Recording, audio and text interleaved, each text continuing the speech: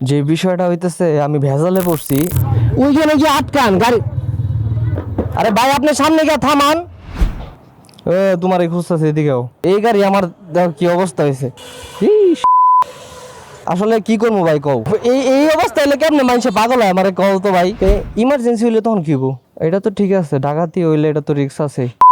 কি অবস্থা সবার, আসবে সবাই ভালো আছেন? আজকে যে বিষয়টা হইতেছে আমি ভেজালে পড়ছি। গত ভিডিওটা আপনারা দেখছেন, আমি আমার বাইকটা গ্যারেজে নিয়ে ফোম ওয়াশ দিয়েছিলাম। ওয়াশ করে লাস্টে তারা পলিশ মারছিল। এই পলিশ মারার কারণে দেখেন ধুলা ময়লা একেবারে এই যে এহেনে এদিকে ভিতরে, মানে এই পলিশটা কেমন জানি ছিল তেলতেলা। এখন এই তেলতেলা ভাবের কারণে যত ধুলা ময়লা আছে সব গাড়ি আটকেছে। এখন আমি যাব গ্যারেজে আর তাদের বলবো যেন আমার এই গাড়ি এখন আরেকটা ওয়াশ দেয়, ফোম ওয়াশ না, নরমালি পানি দিয়ে যাতে ওয়াশটা করে দেয়। এন্ড আমি এটার জন্য কোনো পে করবো না। আচ্ছা, তো তো বিষয়টা হইতেছে এইটাই, আমি যাব। বাবারে কত বড় ট্রাক নিচে। আরে ভাই রে ভাই, ওইখানে গিয়ে আটকান গাড়ি। আরে ভাই আপনি সামনে গিয়ে থামান। আরে এক সাইড করে রাখতেন, মাঝখানে রাখছেন কে গাড়িটা? দেখতে আমি যাইতেই পারতাছি না, কি একটা অবস্থা। আচ্ছা যাই হোক, তো বিষয়টা হইতেছে রে, আমি যাই আপাতত হইতেছে গ্যারেজে।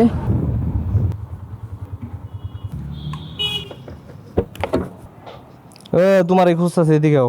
বাইকে পলিশ তো মারছো, আমার গাড়ি আমি পানি দিয়া ধুইলেও আমার 7 দিন চকচক করে। এই গাড়ি আমার দেখো কি অবস্থা হয়েছে। আমার ট্রেনে মোবিল দিয়েছিলাম, পরে টায়ার যে অবস্থা, এখন মনে করো যে আমার এগুলা বডিতে এই অবস্থা। এটা কিছু হইলো? এখন আমার পানি রস মারে দিবা, কোনো টাকা পয়সা দিব না আমি। বা পলিশ উড়াই দাও, যেমনি হোক পলিশ উড়াই দাও ভাই। এটা হচ্ছে কি অবস্থা আমার গাড়ি রয়েছে। আমি বইলে আমি এই যে মুছছি, দেখো এই যে আমার নেকড়া দেখো, এটা কিছু হইলো? তা আমার ফোম ওয়াশটা দিয়ে লাভটা কই হইলো এটা আমার তাইলে এবার। আচ্ছা যাই হোক, বেসিক্যালি এখন আমি জানি না এটার বিষয়ে যে ফোম ওয়াশের পরে পলিশ কতটুকু কাজের। যাই হোক, এখন বুঝতে পারলাম পলিশ আসলে পুরাই ফালতু। পলিশটা দেওয়া মানে হইতেছে পুরাই ওয়েস্ট। ঠিক আছে, পলিশের যদিও মনে হয় আলাদা দাম রাখছিল কিনা, পলিশের সম্ভবত কোনো দাম রাখে নাই, শুধু চেইন লোবের দাম রাখছিল। আমার টায়ারের অবস্থা আবার সেম ভাই রে ভাই, কঠিন অবস্থা কঠিন। আসলে ম্যাট কালারের একটা বৈশিষ্ট্য হইতেছে কি জানেন, ম্যাট কালার আপনি যখনই মুছবেন তখনই আপনার সুন্দর লাগবে, ম্যাট কালার দেখতে ভালো লাগে। ম্যাট কালারটা খুব দ্রুত নষ্ট হয় না, এই একটা বৈশিষ্ট্য যে ম্যাট কালারের আসলে কালার কোয়ালিটিটা ভালো মেইনটেইন থাকে। এখন যদি আবার এটা পরিষ্কার হয়, আপাতত একটু এক জায়গায় রাখি, এটা শুকাইতে হবে। তুমি ভাই জাস্ট পলিশটা উড়াই দাও, বুঝছো? একটু পরিষ্কার করে আমার পলিশটা উড়াই দিও। পলিশ না উড়াইলে আমি এই যে পানি মেরা যাইতেছি, আমার আবার হইতেছে সেম অবস্থা হবে। পলিশ উড়াইতেই হবে। ইস শালা,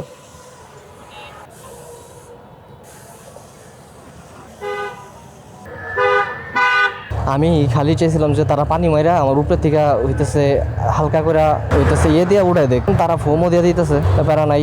যে এমনি ভালো বুঝে আমার পলিশ উঠলেই হয়। কারণ ভাই আমার কি আর করার বলেন, এমন আছে যে আমি আরেকবার আনছি তাদের এ করতেছি না। আমার অবস্থাটা হইতেছে যেমন যে আমি এই গাড়ি ধুইয়া একদিন পরেই আমার গাড়ি আবার ময়লা, তাহলে আমার কি করার আছে? এখানে কিছুই তো করার নাই। এমনিতে এই ভাই খুব ভালো, আমি তারে বলার সাথে সাথে সে অ্যাকশন। আগের বারও জন আসছি খুব সুন্দর করে ধুয়ে দিয়েছিল, ধোয়ার মধ্যে কোনো সমস্যা নাই, খুব সুন্দর হয়েছিল। কিন্তু বিষয়টা যেটা যে লাস্টের পলিশটা যদি আমি জানতাম আমি না করে দিতাম। কারণ আমি তো জানি না যে পলিশের এই কাহিনী হইতে পারে, কারণ আমি কখনো ইউজ করি নাই পলিশ, আমার তো বাইকই নতুন। দেই বাইরে কিছু টাকা দিয়ে দিব, দেখি ভাঙতি আছে নাকি, দিয়ে দিব না 50 টাকায়, যেহেতু কষ্ট করে ভাই ধুয়ে দিতেছে, বাইরের পারিশ্রমিক একটু দিয়ে দিব। আবার নতুন করে সুন্দর করে ধুয়ে দিতেছে ফোন দিয়া। আরে তালা খুলতে ভুলে গেছি গা, তালা থাক, পানিতে তো ভিজাই গেছে। আবার বাসায় গিয়া পানিটা ভালো মতো ঝরাইয়া করে তালার ভিতরে হইতেছে অয়েলিং করতে হবে। গত ভিডিওতে যেই তালা খুলে রাখার জন্য আপনাদের পরামর্শ দিছি, আজকের ভিডিওতে আমি তালা খুলতে ভুলে গেছি। ফেরা নাই, বলছি তালার মধ্যে একটু হাওয়া দিয়ে নেই।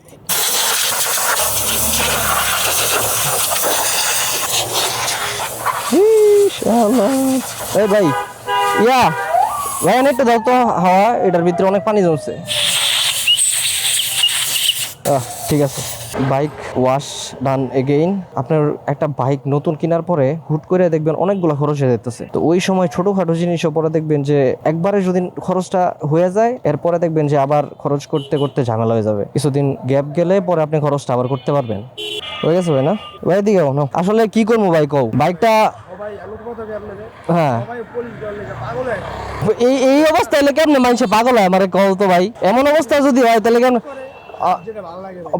যাই হোক মানে পলিশ দিয়া যদি ভালো থাকতো তাহলে আমি অবশ্যই আরেকবার ওয়াশের জন্য আসতাম না। পলিশ দিয়া মনে করো গাড়িটা যেদিন নিছি না এদিন বিকালে আমার গাড়ির অবস্থা খারাপ, ঠিক আছে। আর আমি যে বসতেছি না, আমি প্যান্ট চেঞ্জ করছি, আমি যে প্যান্ট নিয়ে ওই দিন বসছি ওই প্যান্টের এদিকে আমার ময়লা ইয়ে হয়ে গেছে, দাগ হয়ে গেছে, ঠিক আছে ভাই থাক। যাই হোক এবার একদম ঠিক আছে, উপরের পলিশ খুব সুন্দর রকম উঠে গেছে, সুন্দরভাবে উঠে গেছে। আচ্ছা যাই হোক আমি এবার হচ্ছে চলে যাই।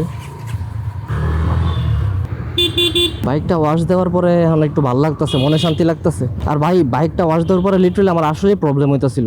আমার এখানে এই যে গাড়ির বডিতে ময়লা জমতেছিল, হ্যাঁ ওই ময়লা আমার প্যান্টেও লাগতেছিল। আমি এই যে নেকড়া সামনে এটা দিয়ে মুছি, আমার নেকড়া পর্যন্ত কালো হয়ে যেতেছিল, মানে এই অবস্থা। তো আমি ওয়াশটা করে নিলাম।